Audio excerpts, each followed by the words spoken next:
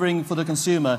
I think we heard yesterday from various people that consumers are at the core of a future of farming, whether it's providing energy, whether it's providing food, or whether it's the environment.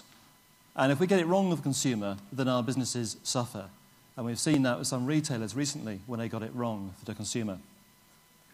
On the panel today, we have everybody from the farmer, the retailer, the processor, and people involved in all those changes, and the politician.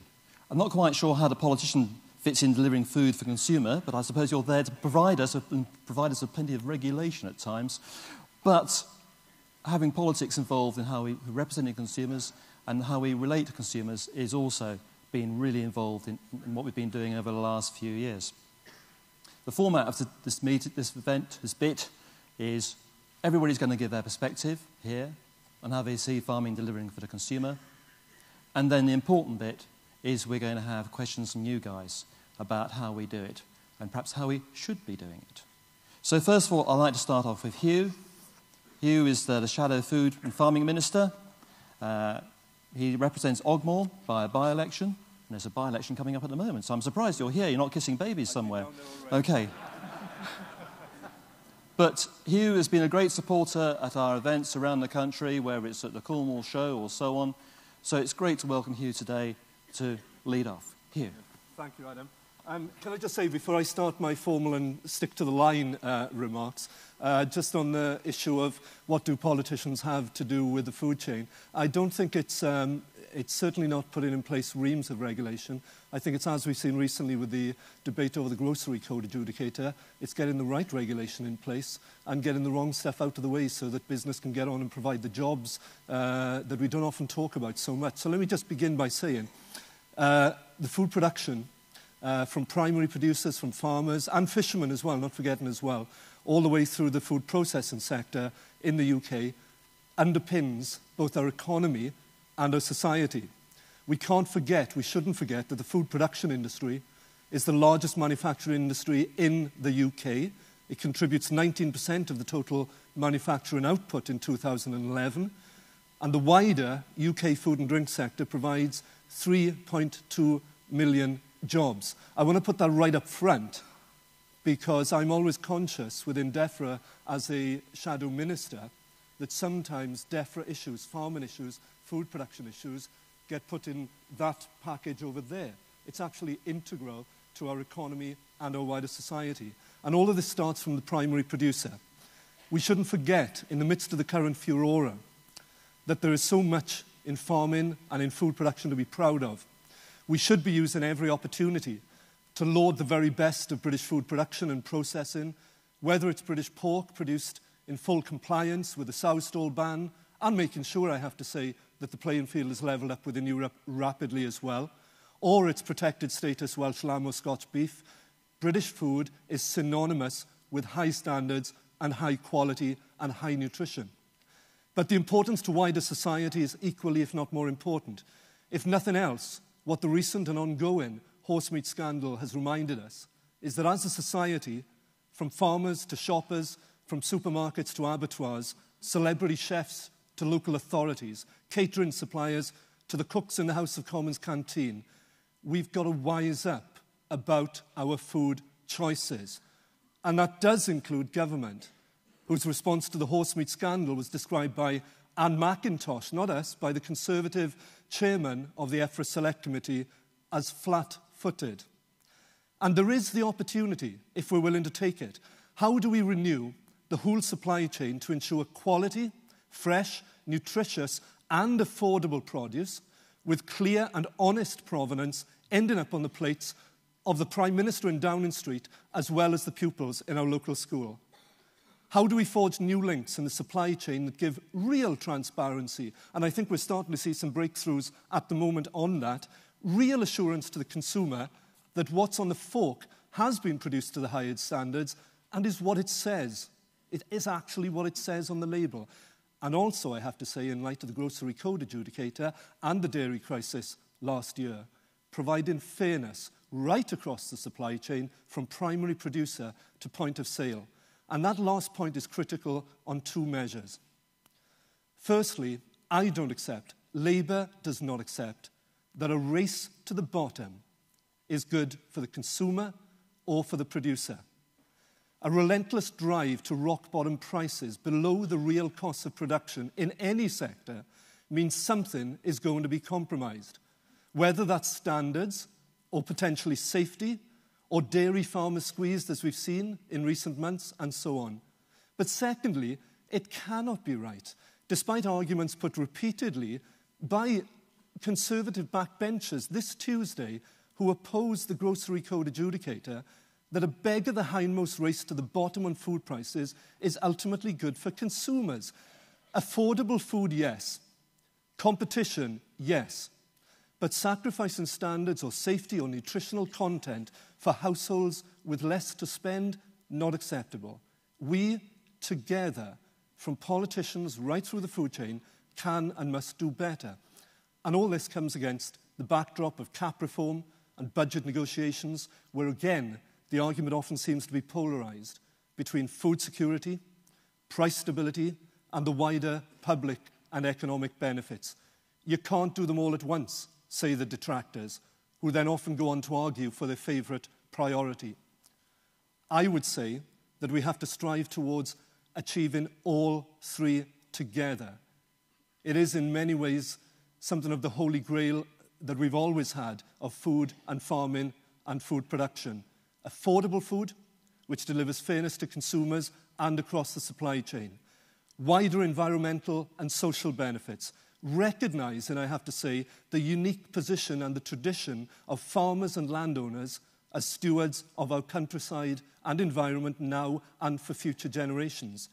And food security, so that the best of British, and within that, the Northern Ireland, the Welsh and the Scots and the English, the best of that British produce can help feed the growing domestic and international demand. Now, these are real opportunities out of the difficulties if we're willing together to take this forward.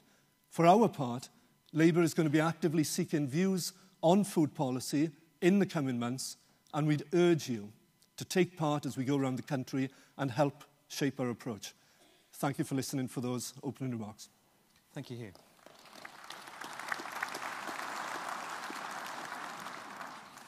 Now, it's often said that the farming world's a very small world and everybody knows everybody. So when I was talking to Warren last night, we were chatting. It turns out that his family lives about 1.5 miles up the road from where I live.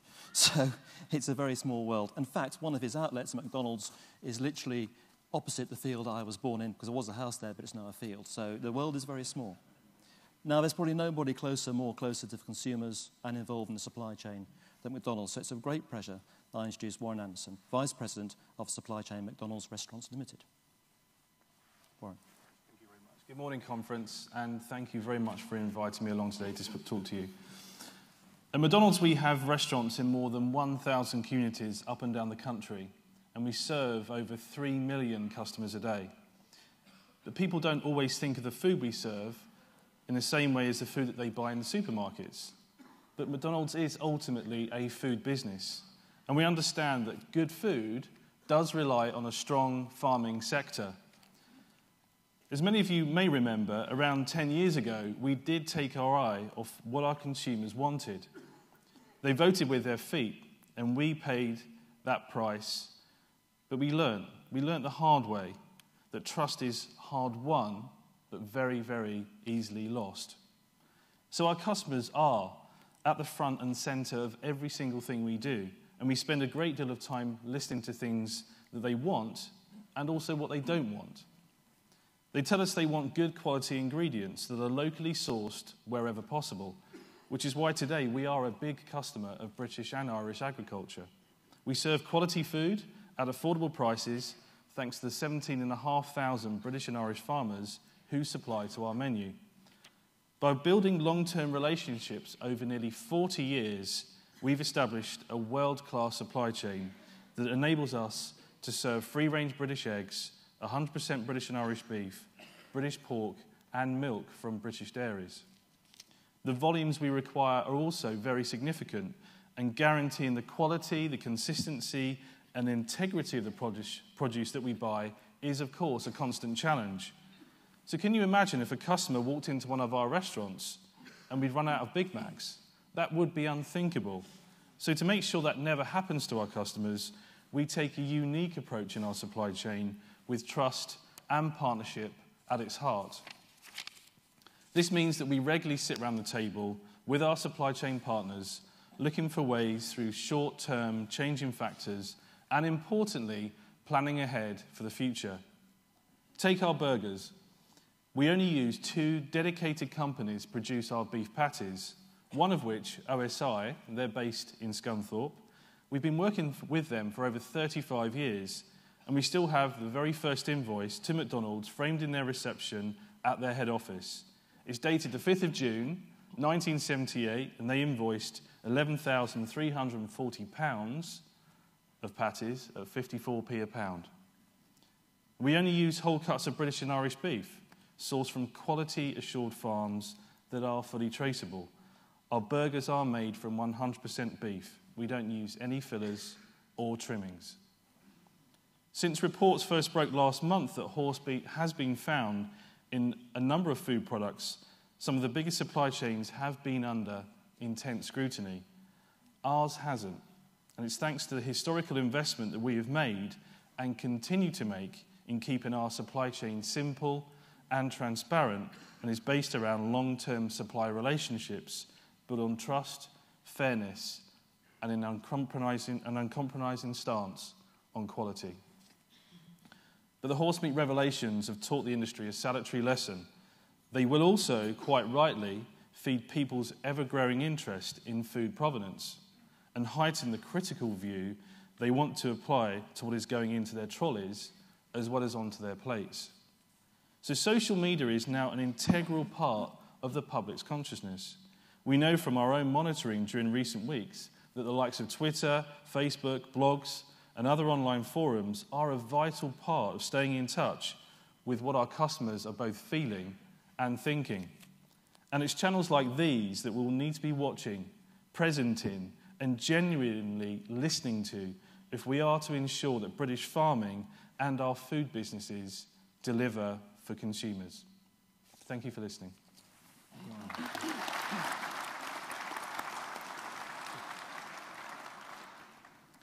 And our third speaker is Chris Newenham, director from Wilkin & Sons Limited down in Essex. I met Chris for the first time about 8-10 months ago, and it was a fascinating tour of their business, going right away from an interesting business structure, interesting crops, to a product that we use every day in our lives. Chris. Thank you, Chairman. Good morning, conference. Essentially for us, it's all about quality, integrity, independence, which represent the cornerstones of our remarkable business. In terms of quality, at the peak of the Industrial Revolution, the Wilkin family had already been farming in Tiptree for over 100 years, with the first Tiptree preserves made from fruit grown in the farm in 1885. It's only because of steadily growing consumer support for the quality, consistency, and authenticity of Tiptree products that we have survived and flourished as we have. We are very proud, of course, to have held a royal warrant under successive monarchs for over 100 years. I know it's very easily said, but people really are at the heart of our business. Several of our staff have been with us for over 40 years, and indeed it's not uncommon for several generations of the same family to have worked for the business. It's only very recently that one family of 3 brothers clocked up 150 years' service between them. What started as a small family farming business today supports nearly 400 full-time jobs and a further 350 seasonal jobs in Tiptree. In terms of integrity, we try to be careful custodians of our environment. As fruit growers living in the driest part of the driest county in Essex, we have to be. We have recently put systems in place to harvest both the rainwater, which, in fairness, on rare occasions can be pretty plentiful, and the wastewater from our jam factory. Last year, we became a leaf demonstration farm. Through this, a network of local schools, colleges, and participation in initiatives such as Open Farm Sunday, we now host over 3,000 visitors on the farm every year. Tiptree is one of the few villages in the country which is synonymous with a brand that has global reach. Tiptree preserves, reassuringly perhaps, are enjoyed in over 70 countries. Looking at independence, in common with many of you, we like to plough our own furrow. We grow a significant proportion of our own fruit, about 300 acres in fact, and over 25 different types, including, and I do this unashamedly, our unique little scarlet strawberry, James Bond's favourite jam, as well as more obscure fruits like sea buckthorn and medlar. Some of the things that we do don't always make obvious sense. Mulberry Conserve, for example, has an exceptionally high price, but is in fact a loss-making line. It is, however, all part of a philosophy of offering the consumer the widest possible choice. As a traditional business, we continue to house close to 100 of our staff in company homes, and through an employee ownership scheme, not dissimilar to the John Lewis model, the employees are now the largest single shareholder in our business. Wilkin & Sons is but a microcosm of what goes on within the wider agricultural industry, and I think serves to highlight how farming consistently delivers for the consumer on so many different levels, but guided for us by our principles of quality, integrity, independence, and continuing to make Tiptree a remarkable brand. Thank you. Thank you.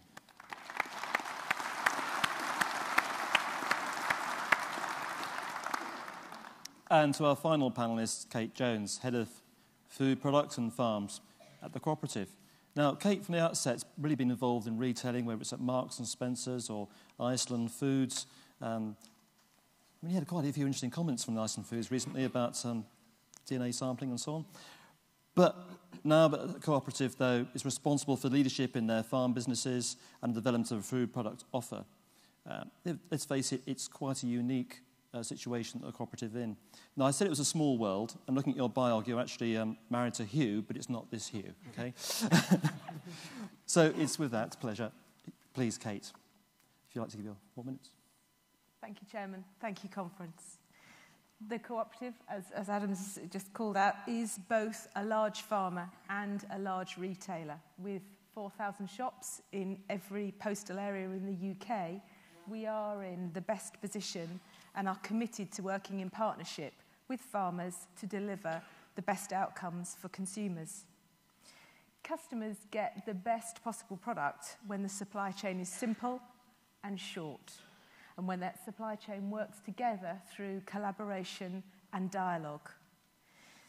That collaboration and dialogue from farm to the customer's basket delivers the best products, and it's the best products that drive incremental volume. Gaining and maintaining customer trust is fundamental, as Warren's already quite rightly called out. Hard to win and easily lost. We at the Co-operative, in the discovery of contaminated meat in the UK and in Europe, have let you, our farmers and our customers down. I apologise. We know that our customers trust British farmers to deliver the best quality meat. But we know at the moment they don't trust the supermarkets to deliver the products as labelled. So we're committed to sorting that. We are committed to getting even closer to you, our farmers, our suppliers of our protein. We've already put stringent DNA testing in place, and we are now going to be working much more rigorously with our processors so that we can once again ensure our customers that products are as they are labelled in our shops. We're ready to launch producer groups across our British poultry, across British pork, beef and lamb, so that we can reassure customers every day that the protein in our products is reared by British farmers that they trust. And this will follow on from our already well-established cooperative dairy group and then we have other producer groups in the pipeline to follow on. We know that Britishness delivers for the worried consumers, so we're really delighted that other retailers have woken up to this customer truth. We want to celebrate that the Co-operative is, amongst the 5 big retailers, the only retailer to offer 100% British chicken, beef, pork and turkey. And we don't supplement that range with tertiary brands from overseas that effectively poison that really clear offer for our customers. So, we're celebrating that we've been in that unique position for a long time now. We've been 100% British poultry ever since I've been at the Co-op, 100% British beef since 2005. And then we've worked progressively with you, our supplying farmers, to work through each species to get that offer absolutely right for customers. This has been our passionate position for a long time. All our eggs, all our milk, all our fresh sausages, burgers, truly irresistible products, ham, is British. And we were the first to introduce honest labelling because we knew that was what our customers wanted. Our position as both a farmer and a retailer enables us to get really close to what our customers are thinking so that we can really make sure we deliver exactly what our customer needs with our farmer suppliers. In fact, in a very recent survey, just at the end of autumn last year with 2,000 of customers, they gave us 4 really clear takeouts. Quality and freshness is absolutely number 1. They call treating farmers fairly as their number 2 call-out. Increasingly, higher welfare is important to more and more customers. And value for money just couldn't be more important than it is right now. It's this insight that allows us to work with our farmers to really deliver for customers. So my example would be in last year, what must have been one of the most despicable summers of all time. We talked to customers in our stores about how some of our potatoes, our apples, many of which we'd grown on our own farms, didn't look quite as beautiful as they usually did, but they still tasted great. That message really resonated with customers and it supported our British farmers. So, as long-standing farmers ourselves, as long-term supplier partners with great British farmers and committed to supporting the red tractor, we are confident that British farming delivers for our consumers. Thank you.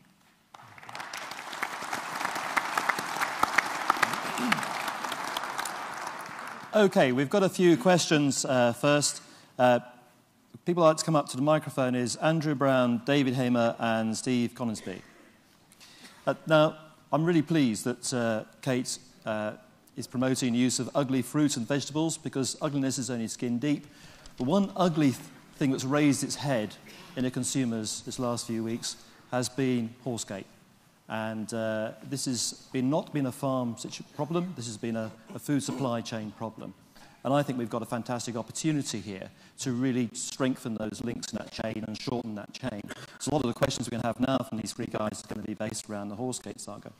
Andrew Brown, you've got a question. Yeah, it's primarily for Huw, but I'm sure the others will be able to chip in. It's very tempting and simple to blame the incumbent administration for any crisis which hits our industry.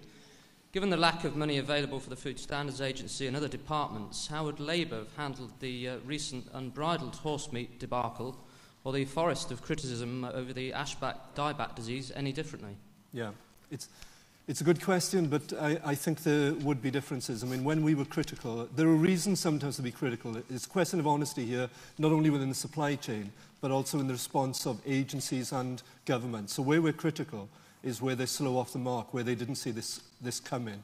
And we're still waiting to see, I have to say, the outcome of a letter that went 18 months ago from somebody involved in Yorkshire in meat processing to the minister concerned to say, we have concerns that horse meat is getting in and this is going to be a scandal.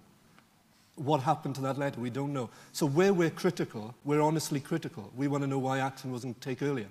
But the substance of this issue is to do with how we actually renew that supply chain and get some honesty back in there. What would we be doing differently at the moment? I think the response of the retailers has been very refreshing in the face of a crisis. They've suddenly said, we're going to go out there to reassure our customers, we're going to test, we're going to test, we're going to test. I have to say, I have some queries over whether quite the same response in such a transparent way was done by catering suppliers, and hence we're still seeing stories dribble out day by day of products being taken off. Now, I think the government did have a role there to play to say to the whole supply chain, right from day one, you should all be out there doing this. We don't want this dribbling out of stories that is very bad. The other aspect is, of course, is the resources put into both the FSA, but also into local authorities' trading standards. If we're serious about reassuring customers, not only in a time of crisis, which this has been, because Adam was right in saying this isn't primarily an issue for primary food producers, for beef farmers and so on. This is a supply chain issue, but it impacts right the way down there. Then we also need to be very serious about making sure the right testing is in place, both from the supermarkets and the catering suppliers, but also from government agencies. There is more to do, but I'm genuine about this when saying there's a real opportunity, and I welcome the fact, I really welcome the fact, here it is, I'll praise the government. We now have Owen Paterson out in Europe arguing for stronger labelling, greater tracking and traceability of products within it. And I say that praise with a slight smile on my face, because Owen will know that he is on the arch-Eurosceptic win. But actually, the solution to this lies not only within short supply chains, but in those longer supply chains, we have to make sure that they are robustly honest on behalf of our consumers. Because imagine if we're here in another year going through the same furore, how that would shake consumer confidence. So, yeah, more robust, more fleet-footedness on this, and keep it going. Don't let it be a fortnight, a month. Let's keep on the front foot on this to give that assurance to customers about the integrity of their food. And it comes back to the point I was saying, my final point is, we should not be saying to people that because they're buying the value end of products, that they have to compromise on food safety or provenance or hygiene. That's not good enough. We are a good supply chain. We can do better. That's good to hear that, because I think we as a union have been asking for clear labelling on all products, not just beef, but also on pork and lamb, and I think pork's going to be a real issue about where it's being raised and how. We've got a question from David Hamer for Warren. David Hamer, Yorkshire West Riding, incoming county chairman. First of all, for Huw, question for Huw first of all. Is it sensible that Animal Health VLA licence a slaughterhouse and a knacker's yard at the same premises? And my second question is for Warren. Are you feeling pretty smug right now? You go first.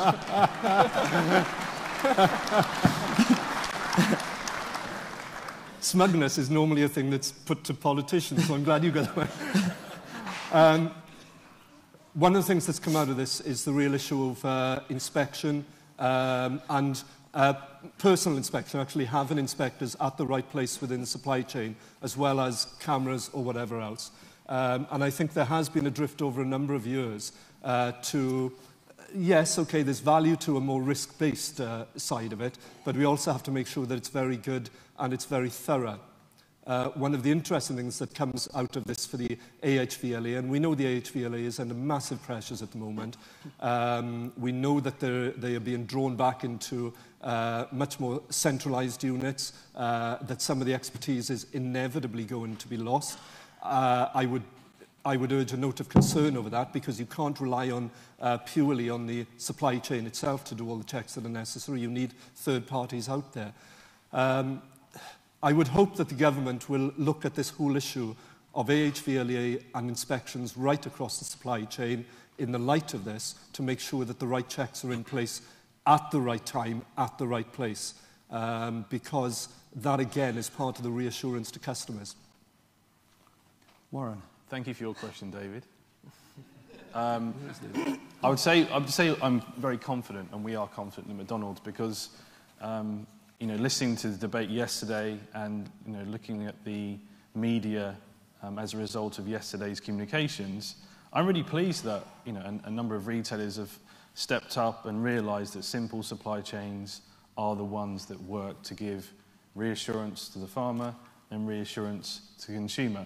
McDonald's has been doing that for 40 years. You know, we have a very, very simple supply chain from the farmer in as few steps as possible to our restaurants. And it works. You know, that gives us our confidence. We do tests in our facilities, but as a result of the voluntary request made by the Secretary of State, and to reassure our customers further, we sent samples off for DNA testing, all of which have come back as negative for horse meat. And that gives us further confidence in what we are doing, how we've historically invested in our supply chain, and what we will continue to do to invest in our supply chain going forward is the right thing. So there is a model there that works, and we're very, very proud of that, and that does give me and our business confidence that we are doing the right thing. It's always a danger to be smug, though, isn't it? And I think we have to, who knows whether we need to keep our standards up the whole time, don't we? And I wouldn't, for what I've seen the work that you're going on, I think it's been fantastic seeing the work. And of course, the Co-op, you know, you've had a bit of a hiccup, but on the whole, you know, you have this close supply chain as well, don't you, on the whole? We do, you know, we work very closely with a large group of suppliers, but, you know, are taking the opportunity to look again at that and make sure that we've got all the testing and protocols in place in our own backyard, and helping our suppliers supplement the testing and the protocols that they have in place as well. Because what's worrying a lot of our members is that cost of testing, and they've been totally innocent in this, is going to come back to them. What are you going to do as a cooperative to make sure those costs of tests don't fall back on your suppliers? You know, without a doubt, the DNA testing that we are now already in train. That comes to us. That is our cost, and we won't pass that on to our consumers. Fantastic. Before we have Steve's question, the next question will be from Gillian Vandermeer, please. So you can come up to the mic while Steve's asking his question. Steve. Steve Conisby, South East. Question for Kate Jones. Yesterday it came up in our livestock session that there's some 10,000 horses slaughtered in the UK and exported. Would there ever be a place for this meat on our supermarket shelves if it were correctly labelled and full traceability could be established as there in the beef? And perhaps another one for Warren, would there ever be a Mick horse burger anywhere in the world? Kate. You know, customers have been telling us all the way through this current crisis that actually that they get that it's not a food safety issue, and they are telling us that it's about that stuff isn't labelled, that they can't trust that the product is what it says on the tin. They haven't given us any indication that, however, that they want to see horse meat on our shelves. But you know what? We talk to our customers all the time. We have virtual communities. We are continually talking to our customers. And we'll keep checking that. But, Steve, we have no plans right now. And Warren, I was watching Dispatch's programme where they tried some genuine correctly labelled horse burgers on the local football team, and they loved them. Could you see it as being part of the Mac range? No. Okay.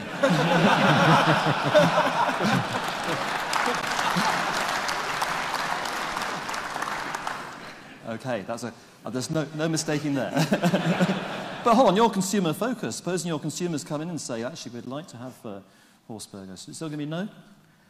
Well, going back to the point that we, you know, as Co-op do, and as Kate suggested, we do listen to our consumers intently. So a couple of examples. Our What Makes McDonald's website, it's 50,000 visits every week, and they ask us regularly, and more intensified over the last 2 weeks, what's in your burgers? And you know, we have a very, very standard answer that we've given over the years. But they ask us questions about our egg sourcing, and they're very, very interested about provenance, what's in our food and where it comes from. Our Facebook's got 400,000 fans and constantly ask us questions. So social media itself, you know, in a given month, we'll probably receive 50 to 80,000 McDonald's questions, or we'll pick up that we're being spoken about. And as of today, no one has asked us that question. But importantly, it goes back to listening to the consumer to ask what they want, what they're interested in, and then we can debate what's the right thing to do. Yeah. Well, social media, I mean, the cooperative use social media quite a bit, don't they, to talk to your customers? Yes, and you know, it's really important that that we keep developing that, so that we're in touch with, you know, our really broad span of customers, from our most traditional customers to our more modern, switched-on, social media-friendly customers. Really important. Yeah, thank you. Gillian.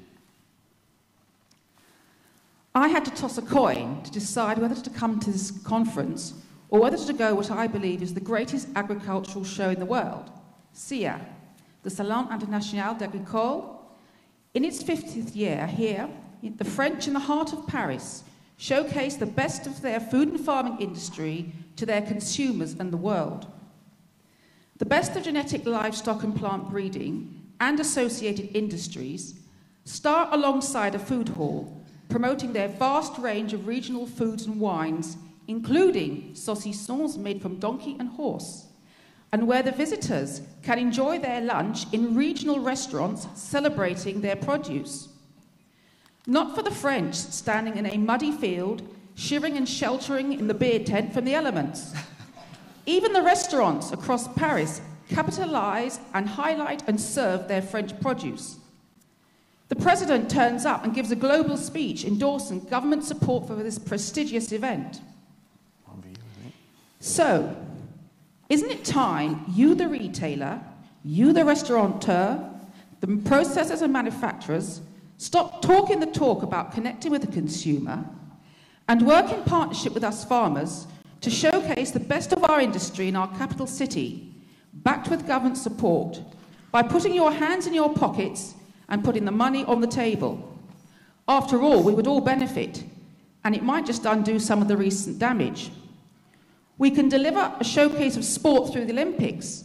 We can show and televise the best flower show in the world at Chelsea. Even here next month, Crufts will show off our best dog breeds. It is a disgrace that we do not have a national event to showcase the best of our food and farming industry to our consumers.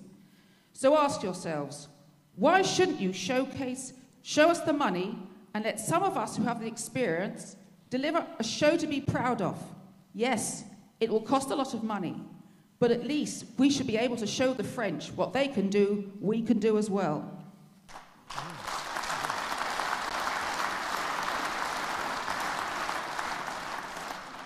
Chris, your company talks to the general public a lot. You're also a farmer. You also work very closely with the people in your surrounding area. What do you reckon to Gillian's idea as a farmer and someone who's produced stuff as a regional product? Yeah, I think it's a very fair point, and I know there have been moves afoot, I think, over the last couple of years to try and get farming in the park resurrected again, which was obviously a fantastic initiative. I'm not sure where that sits currently politically, but I mean, I think that's one fantastic way of engaging with people. And for us as a business, it's something that we do all the time. We bring consumers around, we bring customers around, we bring suppliers around, we use our farm as our most critical resource for engaging with people. So I think it's an incredibly important thing to do. But on a national scale, I agree that it's a wonderful idea. I mean, there are food shows. There's IFE, there's Olympia, there's Speciality. There are various food shows that happen, nothing on the scale of Cial, but I think as an initiative, I think Farming in the Park is one that I'd like to see getting off the ground. Huw, the success of the Paris show is also down not just to political rhetoric from the politicians there, but they also put quite a bit of money into making sure that show works to show off the regional food and the international showcase, and also to explain farming to the general public at the same time. I think it's a very good point, and it's a fascinating idea, because certainly I'm aware in a totally different sphere. There's a very well-known international showcase, which is around National Skills Olympics. It's a huge event that moves from country to country, brings in the best of all skills, from construction through different trades and so on. And it's an enormous event. It has huge media hit as well, and it celebrates the best. Now, one of the things I'm very conscious of, and Mary Creyer, my boss, is very conscious of, is we need to do more around celebrating the best of British food, and not just the words around that, but looking at what we do with, for example, protected status foods as well, and celebrating that in the way that other countries do. Curiously, we have, it won't surprise you to know in this audience, a lower number of protected foods in this country than, say, the French or whatever, but our volume is actually quite significant. The volume of products, the value of those is quite significant. But I think we need to do more, but it isn't only at one big national event. I think it's actually in terms of what we do in the regions with local authorities as well, to celebrate the best of farming and the whole food produce that we have. Now, I'm really taken with this idea that floated there about a big national event at the heart of power, at the heart of the financial city, at the heart of politics there in London, maybe here in Birmingham as well. What I am now, that may be a runner, and maybe that there is scope here for government certainly to assist in that, not only in the facilitating, but actually looking at a way in which it can help resource that as well, without any commitment here today, because we're not in government. Yeah. But certainly also for the whole... I shall remind you of that, perhaps in a few years' time. Okay, thank you. And thank you for your optimism as well. No, I back both ways, sorry. I won't take that as a mandate of support yet. But we don't support anybody. But I think it would also be for the whole sector to come together and do that in a big way, because I think we do not shout loud enough about all these issues around food provenance, food quality, what we do well. We have not, for some reason, we've drifted away with these long supply chains from that celebration about what we do so very, very well in every single part of the United Kingdom. And we need to lift that up. And yes, politicians and government have a role in doing that. Warren, I mean, would you want to be involved in such a Paris equivalent in London? I think it's a great idea, but let me give you an example of where we did something very good last year. The Olympics themselves was the greatest show on earth that we've ever produced in this country. And for McDonald's, it was the biggest catering operation that the world has actually seen to serve that many people in the Olympic Park. And what we did 2 years before with Sebco was launch our approach to sourcing British and Irish food in our 4 restaurants in the Olympic Park. And subsequently, we brought our British and Irish farmers into the Olympic Park to demonstrate to them and the public and the global population of the great food that the UK can produce and does produce on an ongoing basis through our restaurants. So there's a brilliant example that we've touched millions of people around the world last year, and if we can do it in another way, in another form in the future, I think that's to be commended. Kate, last summer the cooperative stood in many a muddy field at regional shows.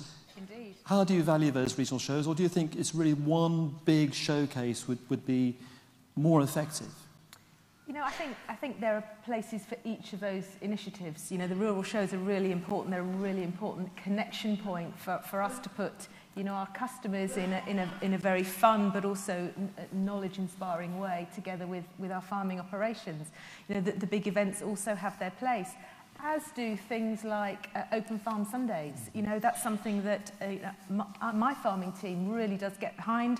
I was at Open Farm Sunday last year at Coldham, where we also happened to be celebrating 100 years of farming on the Coldham site. And we will get behind Open Farm Sundays across our farming estate this year.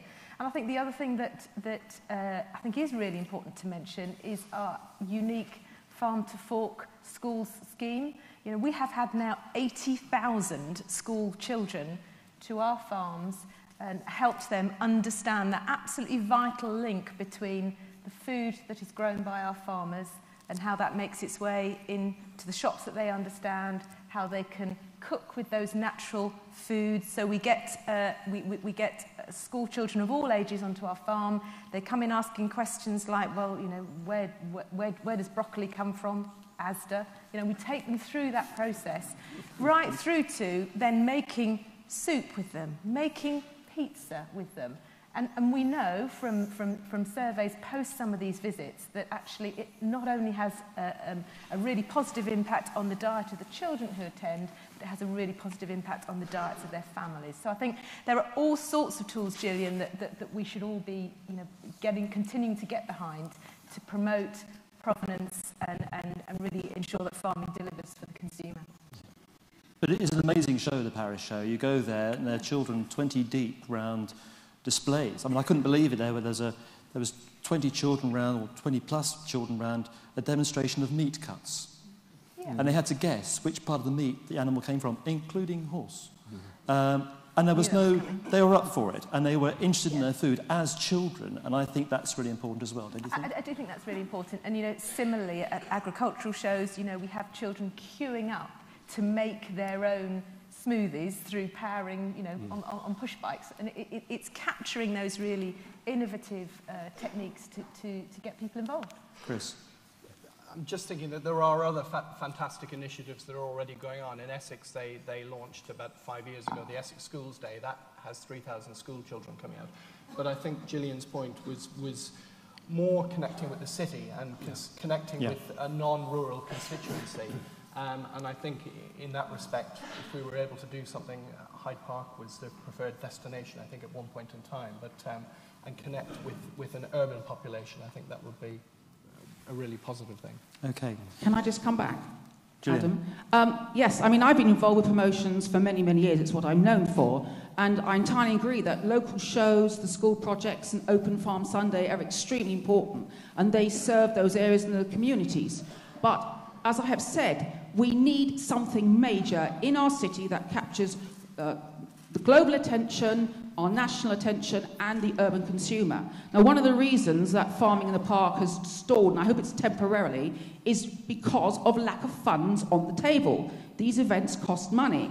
And if the industry comes together and puts money on the table, hopefully, whether it's called farming in the park or farming in the city, it will go ahead. Unfortunately, a big urban show cannot be run on goodwill alone. And no matter how much goodwill we have from us farmers who would turn up and do what's necessary, unless the rest of the industry puts that money on the table, it cannot happen. And as I said, I think it's a disgrace we don't have a national show. And I credit to the Farm in the Park team for putting this forward, and we have to support it. It must somehow go ahead. Thank you, Julie. Okay, the next questions will be from Minette Batters and Rob Harrison and Robert Lassiter. You make your way to...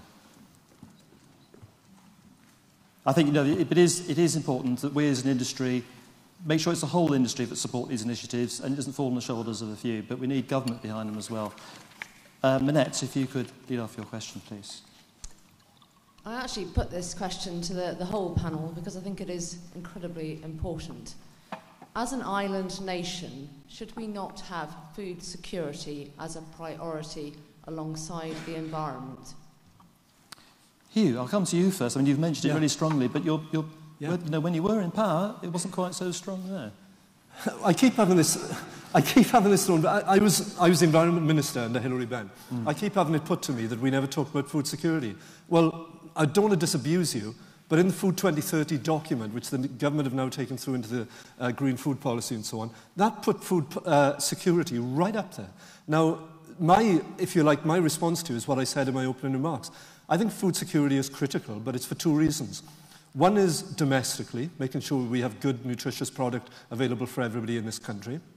But it's also because if we do that and we grow our food base, in the popular phrase, getting more out of putting less into our land in various ways, which we need to do as well, then we also have the potential to capitalise on our expanding export market.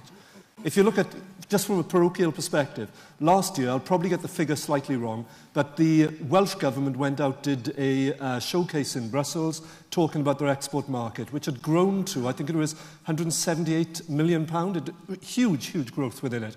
The same is applied right across the UK. So food security is critical. No bones about that. But it's also got to be done alongside. We should not. We're talking about customer preference and customer assurance. Those customers increasingly will want to see that we're doing that whilst also providing those wider benefits that they want to see, whether that's in terms of environmental gains or animal welfare and so on, and also that we can put affordable produce on the table. And you'll notice what I'm saying is, I'm not saying the cheapest produce on the table, because I think we're down a false line if we say that is what has to be done. So food security, yes, no problems with that whatsoever. Our challenge as an industry is not just to focus to that to the exclusion of other things that we have to be doing at the same time. Chris, you're a leaf farmer, but also you're a producer as well, quite intensely at times. We are, and I think you really can have your cake and eat it. I think food security, yes, we should have food security. I think it's incredibly short-term to think that we can just bring everything that we want in from overseas and not worry about domestic production. I think we've got to focus on domestic production. We've got, we are fantastic at what we do, and the integrity of that supply chain is pretty robust. And even as we've seen over the last couple of weeks. So I think it should be top of the agenda, and it only it takes a catastrophe of one sort or another before people suddenly realise that we no longer have the capacity to feed ourselves effectively. Warren, you said if the Big Mac wasn't on the shelf, you'd be in trouble, but it takes 2 years for our farmers here to produce an animal ready for you to have. What are you doing about making sure that in your own company, you've got a strong supply chain for the future, not just now? It's a good question. I think it's partly in two parts to respond. The here and now is we have to focus as we do in McDonald's, but as an industry, on food safety, food security, food quality as our first level of entry into everything we do. To do that, it does need a simple supply chain. To do that, a supply chain has to be reassessed. Think like a criminal. Think like a person who may want to deliberately tamper. What would they do to try and interrupt the supply? And that's what we do. We have to understand that our supply chain systems are robust. In the long term, we are and should be committed as an industry to work together. What the issue with horse meat has highlighted is a quick response by retailers, by the catering sector, by the restaurant sector to come together and formulate a unified approach. And I think in situations like this, it's right for the industry. There is a selfless approach to much of what we need to do to fix the problem, both to give confidence to the consumer and reassurance to the supply chain and the farmers that what is being done is the right thing at speed. The longer term piece for me is, as you touched on, Adam, is the future. And I'm really concerned about having a sustainable supply chain, not just for McDonald's benefits, but for the benefits of the British population. We asked 500 farmers and an equivalent number of consumers 2 years ago, what is it they expect to see in our supply chain and sourcing standards over the next 5 to 10 years. 5 things came out. The first was bring more young farmers into the business. How do you encourage young entrants into the wonderful farm industry that we work with? How do we continue to highlight the great British and Irish quality ingredients? How do we continue to drive welfare standards upwards? How do we continue to answer the challenges that the environmental issues bring us? And also encouraging great information sharing, because we work in a global bill, I work in a global business, and I don't like coming up with new things because I know there's probably an answer in Romania or Australia. So within this audience, how do we best share best practice at the lowest cost possible? Yeah. So a long answer, apologies, but I'm very passionate about it because I want to make sure food security today and food safety and quality today is paramount, and as it should be in the future as well. Excellent. Kate, you must stand there as a food producer, retailer, got to keep your shelves full.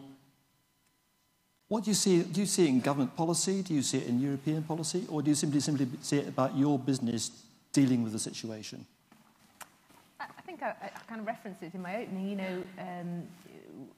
Keeping those supply chains short and simple is the best way to address it. We need to reassure customers that we know what's going on, that food security, we can guarantee that for our customers. So, we are working ever more closely with our producer suppliers, creating producer groups so that they can share best practices and continue to guarantee food security for our customers. Become more efficient. All of those are in the mix and really, really important. Yes, I think security of sound supply is what we're after at the moment, isn't it? Really? Scary for a minute there, sorry. Look, the next question is from Robert Lassiter. Where's Robert?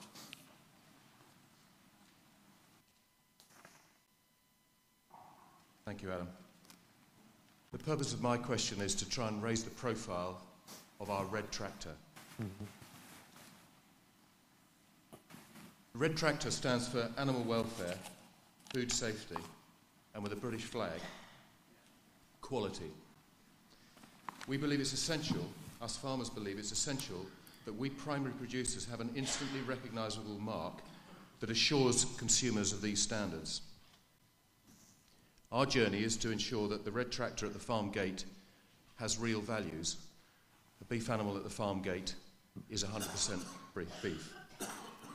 Will you join us in the mission of making the mark really meaningful and support us wherever you can?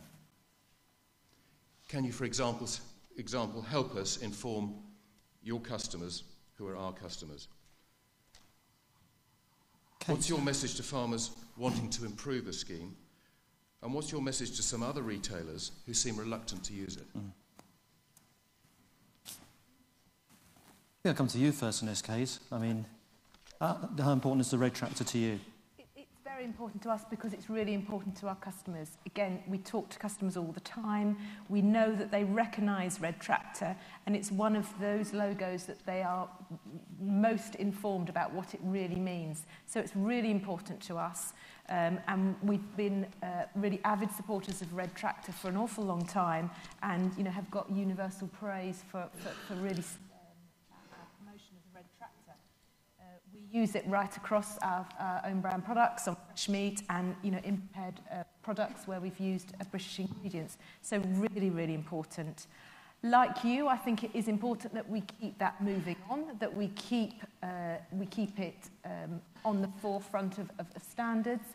And so we would absolutely encourage dialogue with you and with our suppliers, and we'll work with you to continue to improve the meaning of red tractor. Huw, we as an industry have been urging local authorities, schools, hospitals to use red tractor. The comments come across here again and again and again, and quite rightly so, that standards shouldn't be just about money. It should be everybody should have access to good quality food, high welfare standards. What about hospitals and schools? Shouldn't they be using the red tractor in all the food that they use? And governments, local governments, MOD, you name it. Well, yeah, indeed. It's quite astonishing what we've seen in the last few weeks, where we have seen through very complex supply chains, where on one day you've had suppliers saying nothing to fear, no problems with us, we've done the testings, we've picked up the phone, we've had the reassurances. Yesterday in Wales, we had 5 local authorities completely pull all their processed beef products entirely off their menus because that was unravelling. So there's an issue here certainly with promoting red tractor, without a doubt. And Mary and I have been quite outspoken on how do you deal with this when there's a question immediately in a crisis with customer confidence. And we've been saying, well, there's a number of things that you can do. If you want a greater degree of certainty, then when you go into your supermarket shelves, look for red tractor. We've been saying that very openly. Alternatively, know where your meat is sourced for. Get down to your butchers, your local abattoirs, whatever, so you know where it's coming from. But there's a bigger issue here as well, which is what you touched on, Adam, which is on procurement. And look, I'll fess up in a sense here as well. I don't think we got it right when we were in government on how much we could do without breaking trade rules or being protectionist. But if we take, and I mean this quite genuinely, the fact that we've invested heavily in our industry in not only driving costs down, but driving standards up, despite the light of what's been happening in recent months, and we got a lot to celebrate, then we should be doing more to make sure that the way we describe our contracts of procurement reflects that. If we want not just nutritious food, not just good, affordable food, but also food that is fresh as well, and food that we know exactly where it's come from, then I'm convinced, and I was saying earlier on that we're going out over the next few months, meeting in farmers' markets, going out to meet at producers and sit around with people. We'd be quite interested, and we'll be meeting with the NFU as well, in order to discuss what more can we do to design those procurement contracts in a way that is not unfair, but actually levels the playing field up to recognise the levels of investment that UK farming has put into the industry in the last few decades. Warren, you don't use the red tractor on your burgers because you're using Irish beef, you can't. But how important is it on those 500,000 Facebook followers when they're asking about provenance and assurance schemes to them? Or is it they say, is it just a McDonald's product, we trust a McDonald's product? They trust our integrity and our sourcing standards. They trust the quality measures that we go through in our supply chain to source from British and Irish farmers. And from that statement, they're very, very supportive and happy with the clarity of our approach. So you're right, we can't, but just because we can't, we are extremely vocal of our support. So we highlight our support of British and Irish farming in many, many other ways. I know from a consumer-facing proposition, having worked for a retailer for 15 years, I do understand using one message is very, very powerful. In our particular occasion, we can't, which is why we vocalise very, very clearly what we are doing and our huge support of British farming. Chris, you send your products abroad. You export it a bit. Yeah. And how much is to your customer base is assurance? Well, important. I think we're very fortunate. We've got a brand that's been built over the last 125 years, and that brand is entirely built on trust. So I have a difficulty in that I have divided loyalties. I absolutely see a place for assured produce as a mark of assurance, a mark of quality, and I think there is a place for it. In our particular situation, we've got a pretty small jar, and it's very difficult to put logo on logo on logo. So for us, the trust is already built into our brand, but we are fully red tractor assured on the farm. We will continue to be. We're leaf mark assured, but those values for us are intrinsically built into our brand. Mm. Kate, you're saying the red tractor logo is well recognised by your customers. Mm-hmm. So I suppose you'd want to encourage all retailers to use the red tractor. Yes, we really encourage all retailers to help farming and deliver for customers what they want. And our customers tell us that they want British provenance. So yes, I would. Now the next question is from Anthony Snell. Oh, so I'll have Rob's questions first, please, and then Anthony Snell's. Question for Huw. I'm a dairy farmer in Gloucestershire. Unfortunately, I've recently been shut down with tuberculosis again. If farming's going to deliver, we've got to stop the needless slaughter of 35,000 cows every year. The only suggestion your party has made to combating this insidious disease is further cattle controls and vaccination of badgers, which unfortunately is proven to be ineffective and expensive. When are you going to get behind a sensible policy that includes wildlife control, which has been shown the world over to be the only long-term solution to eradicate this disease?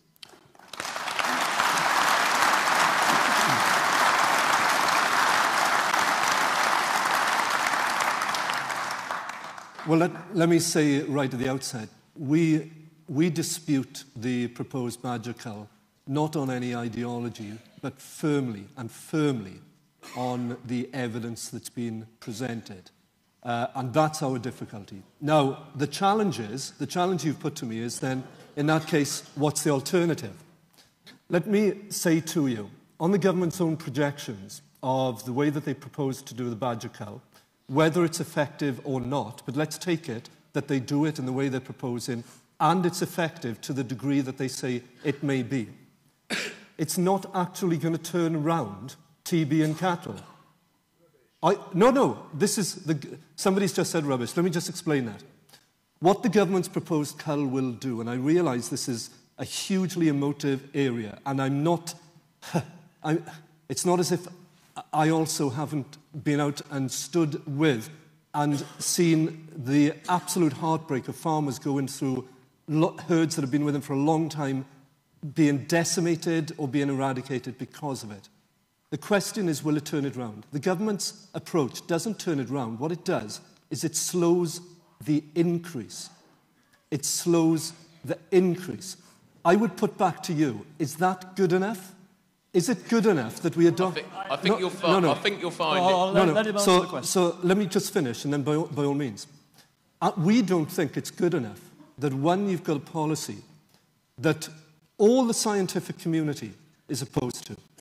The government has been the government has been challenged to find any scientist, either involved with the original ISG trials or others, that would back it up. They haven't been able to. Veterinarians, yes. Scientists and zoological scientists, no. But the second thing is, if we actually want to turn this around and eradicate it, I would say to you, then we do need an alternative. Now, we are actively discussing, both with farmers and others, alternative ways to do this. And there are models, I have to say. And if you look, for example, at what has been done, not in New Zealand, but in Australia, where they did turn it round, but it was long and hard, and they eradicated it. And it didn't involve cull policy. What it involved was very good, very effective, very stringent herd management, as well as wildlife management underneath it. So there is a way forward, but unfortunately a policy that defies the science and also will only lead to a slower rate of increase is not going to be good for farmers. It's a year-on... Science points to a year-on-year reduction in TB. No. And then if you look at across the water at Ireland, very similar country to us, they've got the lowest... They've been culling badgers for 5 years now. They've got the lowest level of TB since the 1950s and 60s. So, there is evidence out there to point that actually this policy will work. Well, it's not going to be perfect, and it's going to have to be worked on. Look, before this turns into I wanted that one question, because it's on everybody's minds here. You're here today, Huw. I have to admit, it's not really what this panel's about, but I wanted to make sure you had that question, because the feeling out there among our members, and among myself for that matter, someone would shut up with TB, is we think you're wrong, basically. And I understand.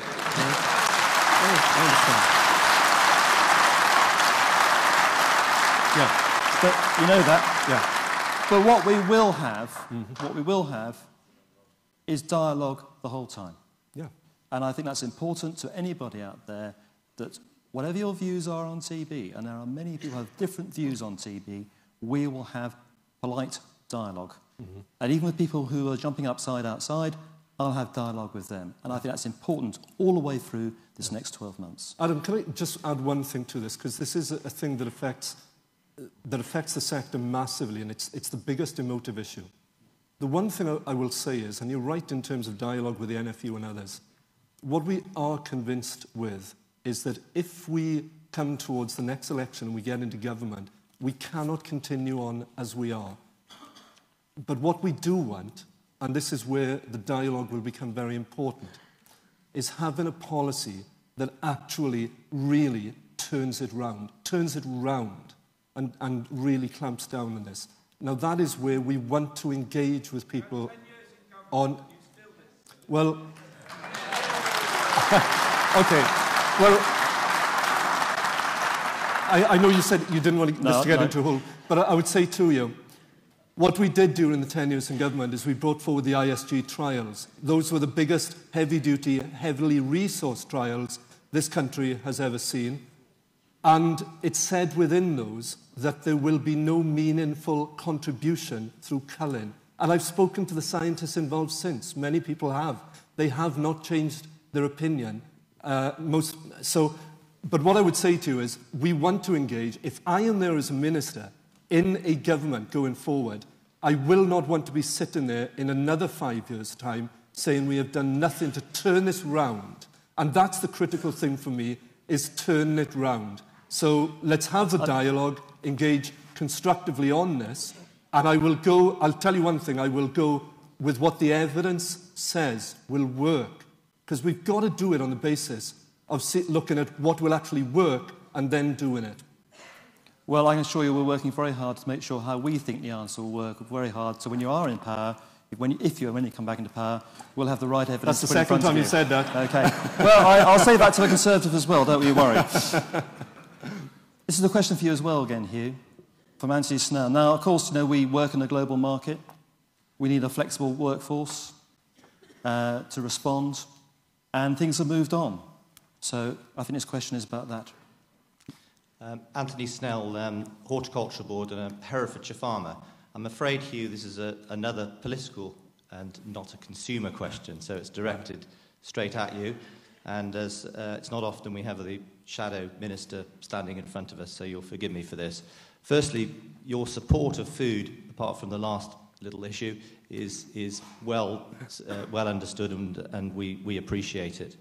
The issue is the Agricultural Wages Board. In view of the fact that the Agricultural Wages Board is an archaic, outdated, not fit-for-purpose quango that costs taxpayers over £1 million a year just to run, and the workers are fully protected by the national minimum wage and the working time directive. And in our industry, we absolutely value our workforce more than anything. And it's been proven that agricultural workers are paid on average over 40% over the whole industry, above normal agricultural rates. And our industry is like any other, has to be competitive, and we can manage our own rates. Why does the Shadow Minister keep sort of supporting its continuation? We have a fundamental disagreement here, and it's not only a disagreement I have, because there are, I shouldn't mention them in such august surroundings, but there are other farmer representative organisations that are actually speaking up in defence of it. Scotland is keeping it, Northern Ireland is keeping it, so is Wales. If it's abolished, they will be transferring the functions possibly within to government to keep those functions going. It'll be purely England without. Now, let me begin by saying, I acknowledge that there are many farm workers who are paid well above the rates that are set within the AWB, particularly based on the skills and the different types of work that they are in. But the AWB, as you know, does not simply do minimum wage. It doesn't. It does a whole range of other conditions, and I think it's wrong at this time in this stage within the rural economy to get rid of it for one thing. It's something that John Major didn't do, Thatcher didn't do, David Heath, when he was minister, after the introduction of the national minimum wage, signed an early day motion opposing the abolition of it when Labour last looked at it. And the NFU was opposed to it, I think, at the time, opposed to abolishing it. So things have changed here. Look, I just think it's the wrong time, and at a time when the government's own figures say as well that it could take up to £250 million out of the rural economy, it just doesn't feel right on so many bases. So that's why we are where we are. That's why we will keep up speaking up for the retention of the AWB and its functions, and it's why it's being retained, why every other devolved administration is retaining it. It just surprises me at this stage in time this is a priority for this government to get rid of it. Okay, I think there'll be quite a few people here who disagree with that, but we're here to have debate, not all agree with each other and pat ourselves on the back. The next question is from Andrew Nottage. Now, it has been rather wet recently, but I think Andrew's got a question that sort of reminds us that in the long term, hopefully, we won't have summers like last summer. Andrew. Andrew Nottage, Cambridgeshire. Question for Chris, primarily.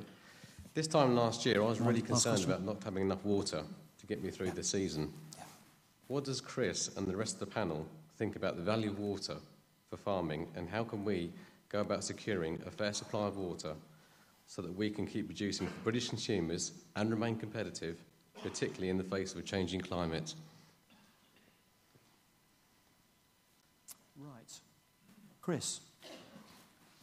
Water is absolutely critical. Water is as a business, I mentioned earlier, we live in the driest part of the driest county, although you might not necessarily believe it over the last 12 months. But water is our greatest limiting resource.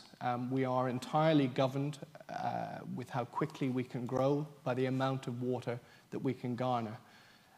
Legislation, as it stands currently, we are very efficient in terms of our water use, and I'll just give you a quick, for instance, I heard this week that it takes 15,000 litres to produce a kilo of beef. It takes 1,500 litres to produce a kilo of corn. On our strawberries, we've been trickle irrigating for the last 15 years. 5 years ago, it was taking 200 litres to produce a kilo of strawberries. Now it takes us 100 litres. So we've become incredibly efficient with how we use that water. But the legislative framework is not sufficiently robust in place to give us the assurance that we can continue to access that resource long term. And that is an absolutely massive concern for us. Labour probably number one on the agenda, but right up there with Labour is water. I mean, water's going to be a big issue as consumers use more water. And part of that's down to government, isn't it? You to make sure that it seems obvious to us as farmers that the food needs to be prioritised. And some of those figures on cattle production also, and we'll come on to Warren, is if you're in Wales, because it rains more, it automatically means your beef are using more water per kilo to produce. It doesn't it's actually about blue water and that water we extract, which is equally important. What's your feelings on that, Huw? Well, I was involved in 2 of the water bills that we took through when we were in government, and it was one of the biggest issues. It's been well described that the ultimate, this overused phrase of the perfect storm, but it is the perfect storm that's been described by others, which is the combination of food resources and water, and the impacts of climate change as well, and growing population. Not only globally the issue, but here on a very tight little island where there's massive competition for land and for water. One of the things we're very aware of when I was the Environment Minister is the way in which we undervalue water in this country. We do, from a consumer perspective as well. You turn the taps on, it just flows. Hey, so what?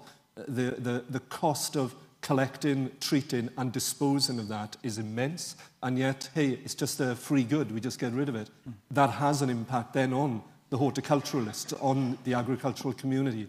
Now, we've got to make sure that we have the investment in place from the big water companies to make sure that they are investing in the future demands that we can see already there down the line, whether it's in Thames or even in Wales. We've had periods in Wales where last year, remarkably, only 18 months ago, we were looking at potential drought in South Wales alongside the southwest of England.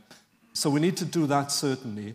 In order to keep that food security going that we were talking about, an integral part of that is the availability of water to farmers, to horticulturists, and so on. And there's the big challenge for government. The government does have another water bill coming down the line as well. I know they're looking at issues such as abstraction rights and grandfathering and so on. So it's still a very live topic. And the simple truth is we need to value more the water, retain as much as we can, reuse as much as we can in all sectors. Let me give you a very quick anecdote here. I do remember going through a part of the east of England, very highly water stretched on chalk downs, and speaking to a colleague, another member of Parliament, as we were going around looking at the fact that the river had virtually dried up. And as we were travelling back in the car, saying to him, look, one of the issues we've got to do here is to take your consumer demand here and really drop this down. We've got to go through the metering issues, we've got to get rid of these power showers and so on. And it was a funny response. He said, yeah, the metering I get, we can do that, yes. The power showers, though, that's a real quality of life and freedom issue, isn't it? Well, we've got to value the water that we use, because it has impacts not just on the consumer, but on how we produce our food on our tables as well. And it also comes back to our standards as well, isn't it? If we say we've got to reduce water usage here, but we turn around and import products around the world that is wasteful of water, it's a worldwide issue. It's not just... Yes. Warren, your company's worldwide? Yeah, I think it's a call to action which the gentleman's looking for. That if you go back 5 years, the big conversation was around carbon footprint. Beef within McDonald's supply chain is the biggest carbon footprint. In fact, it's the biggest carbon footprint in our business. So we've been working with 230 beef farmers in the UK to highlight what opportunities we can find to support driving down that carbon footprint challenge. Equally, in industry, we'd have got to come up with the same solution for water. And you're quite right, within our global business, we are looking at opportunities that, working with specialists in industry, how do we give something back that says this is how we become more efficient in reducing our carbon footprint, and then going forward our water usage. So I fully support there is a call to action to be made, which we are looking at. Okay, does the products end up in your shelves as well? It's not just the primary product that uses the water, it's all the processing. To brew a pint of beer, you need 7 pints of water. So what are you doing with your supply chain to try and make sure we've got efficient uses of it? I think, like Andrew, this time last year, I remember vividly pursuing my board really aggressively to make sure that we had significant investment in the reservoir network that we have on our own farms. And actually, there is a really robust programme of investment about using water wisely right across our farming business.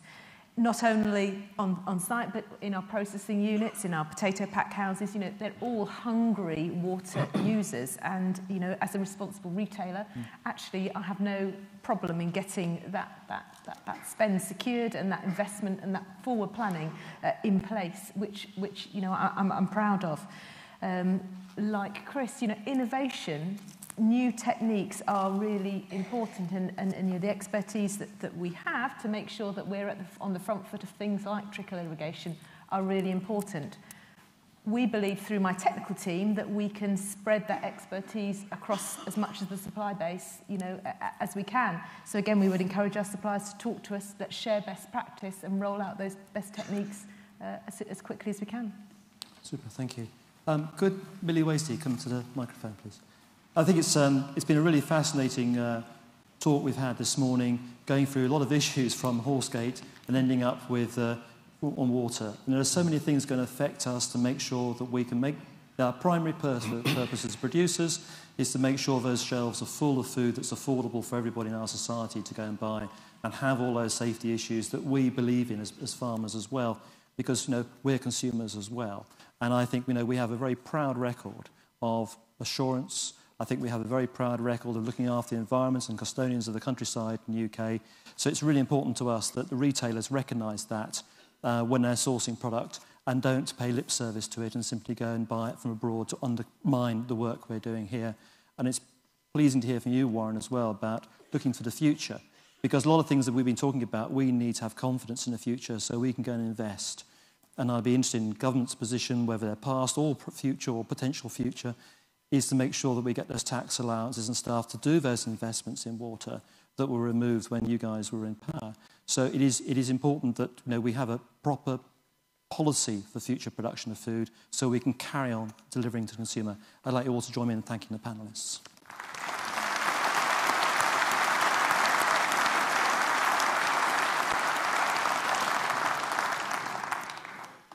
Millie. Most of you will know Millie, but she's heads up young farmers in the whole of the UK. Thank you. Yes, Millie Wasey, Chairman for the National Federation of Young Farmers Clubs.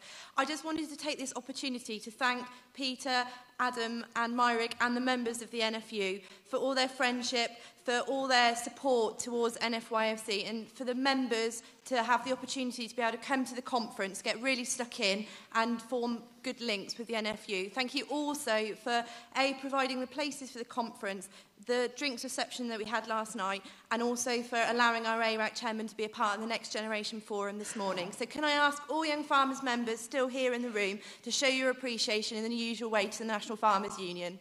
Thank you. Thank you very much. Right, we're going to move these guys off now. Peter. Thank you very much, Adam. I promise the panel I won't be very long. I have a few minutes to say just to wind things up. Look, I've got a few notices. There's the Woodland Trust have got a free oak sapling for everyone as you leave, so grab one, please you do. They're all from seeds from the Royal Estates, I'm told. So there's an opportunity to pick up one of those as you leave. Just another piece of information. We've heard from Henry Plum. He's still in hospital, but he's in a reasonable condition and they think he's making progress. So that's the news we have on Henry Plum for this moment in time. I do want to repeat what Mari said last night. A really big thank you to Val Gatfield and her team. For me, I think everything's gone absolutely to plan at this conference. It's so different to paying big sums of money to outside organisations to come and run your conferences. It's a real staff effort. And if you see the whole team stuffing envelopes, organising it, getting people to look after the speakers, we owe them a massive thank you to all the organisers, Val Gatfield in particular.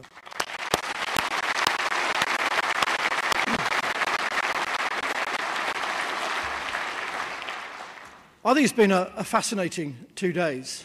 I think there's been lots of interesting issues tackled. There's been some really great breakout sessions on social media. We've done our document on uplands delivering, the Next Generation Forum, and of course, there's been some really difficult issues being addressed around costs of production and Huw, the TB debate, which I came in to the side. If I could have just one niggle while I'm at it. I do think there's some politics at play around all of this at times. And when I've worked very closely with both Jeff Rooker and Jane Kennedy, when they've been submersed in it, they change their minds. And I know they would say today, we've got to do something about the reservoir of disease in wildlife. So we need to say the politics.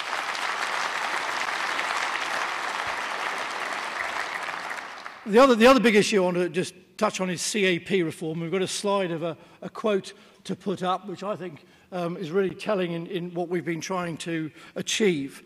In every discussion we have on CAP, I try to be really clear. This isn't about money. This is about fairness.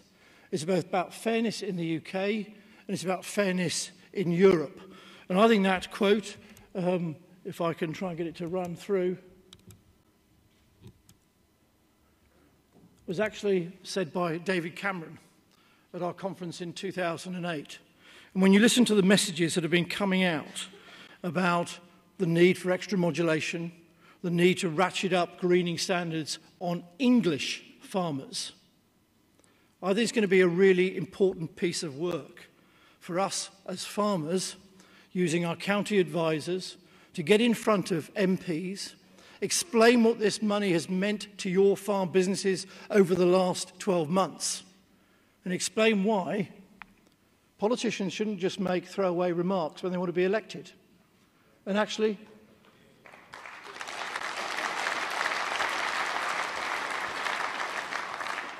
and my final comment to the whole team in DEFRA is this is not about undermining the environment. We can't be farmers without the environment. We've got to have an improving environment. Our soil is our most important resource, and we want to have an upward-going, driving, improving environment so we can have better yields and produce more food in the UK and not have farmers driven out of business. The big point, for me of the last 2 days of the conference, it was what I started on yesterday morning quite deliberately. It was about the message that I took out of the whole horse meat scandal, about quite deliberately talking about bringing food production back home, looking at the challenges we face, about the messages about shorter supply chains. And to get the response as we got from Tesco's yesterday, I thought was pretty telling. My message was that we learnt from what has gone on over the last few weeks that consumers do want their food to be produced as close to home as possible, with short supply chains. Farm, processor, shop. Why does it need to go through lots of other hands around the world? In most newspapers today, there are full-page adverts from Tesco's. No surprise that it's the day after our conference, and then some quite big commitments on the back. Now, we know that Tesco's having to play catch-up in some areas. Other retailers, whether it's Morrison's, Co-op, Sainsbury's, they're already doing a lot of 100% sourcing, but actually the commitment we got, the fact that that pledge has been made in those national press, is a fantastic opportunity for us to move forward, and I applaud Tesco's honesty in coming and making those pledges to us yesterday. We've got a really big job to do as well. I want all the boards in the NFU to work with us. We need to look at what's being proposed. We need to try and improve on what's being proposed, and then we need to make sure they're held to account that they deliver what they've said they're going to deliver. And for all the boards in all the sectors, we need to work on that. I thought it was great when Philip Clark said, and there was a question asked, so what do you think about the red tractor? He said, well, British red tractor, they're the same thing. I hope Justin King picked that up from Sainsbury's and might reconsider what he's been talking about. But one thing for me, and the comms team have done a brilliant job over this last couple of days, the way they've engaged all the local radio stations, the work that you guys and ladies in the room, the number of interviews that have been done, the press coverage we've had has been phenomenal. I owe everyone a really big thank you for all that work that's been done, local radio stations, TV stations and the rest. But for a lesson for me is social media. I think they've realised they daren't let me tweet. There's a quote in the paper this morning that said, they asked me who was to blame. And I said, of course, retailers have put pressure on processors to produce ever cheaper food. The bit I didn't think they'd picked up on in the quote was I said, well, actually, but I do blame the processors for engaging in fraud to try and meet these targets. They should have told, and this is the bit I wouldn't expect to be printed, they should have told them to get stuffed. And you can't produce 8 burgers for £1. And I stand by that message. And the commitment we need to get out of the retailers, out of the public sector procurement, out of the whole food chain, is being honest about short supply chains, but biggest issue of all is wanting to do business with British farmers and sell more British food. And I hope, and having seen some of the work going on in Twitter now, we can carry on championing that message, getting across to consumers through the use of social media and other methods to say we want to buy British. And that's the way the retailers respond. I'd like to just finish off again. I think it's been a great 2 days. And I do believe, with what's happened over the last few weeks, we have a chance to change the way British agriculture is structured for the future. Thank you very much indeed.